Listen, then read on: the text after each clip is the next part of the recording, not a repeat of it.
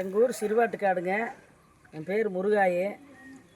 இந்த ஊர் ரொம்ப ரோடு வசதி இல்லாமல், இருக்க வீடு இல்லாமல் ரொம்ப கஷ்டத்தில் இருந்துச்சு.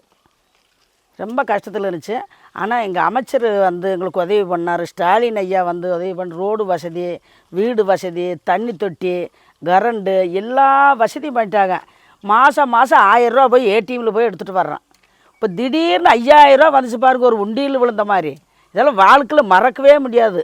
எங்களுக்கு எல்லா வசதியும் செஞ்சுருக்குறாங்க, எந்த குறையும் இல்லைங்க எங்களுக்கு. அமைச்சர் அப்பப்போ எங்களை வந்து கான்டாக்ட் பண்ணிடுவாங்க. என்ன சாப்பாடு, என்ன அரிசி, நல்ல அரிசியா எப்படி என்ன அதெல்லாம் கேட்பாங்க. அதெல்லாம் எல்லா வசதியும் குறையில்லாமல் செஞ்சுருக்குறாங்களுக்கு. முதல்ல நடந்து வரும், அவரும் அமைச்சரே நடந்து வந்திருக்காரு இல்லையா.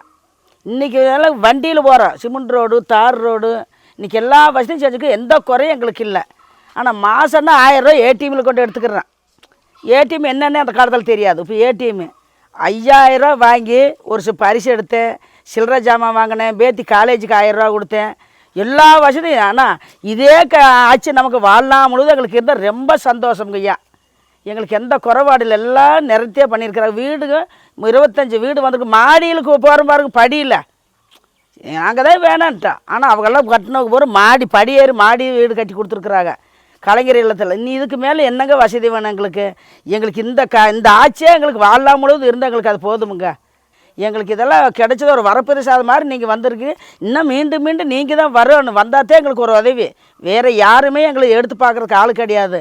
இந்த ஊர் இந்த இருப்புக்கு உங்களுக்கு அமைச்சருக்கே தெரியும், எம்எல்ஏவுக்கு. இன்றைக்கி இந்த இடத்துல இப்படி சிமெண்ட் ரோட்டில் நிற்கிறோம்னா இதெல்லாம் வெறும் சகதியாக இருக்குது.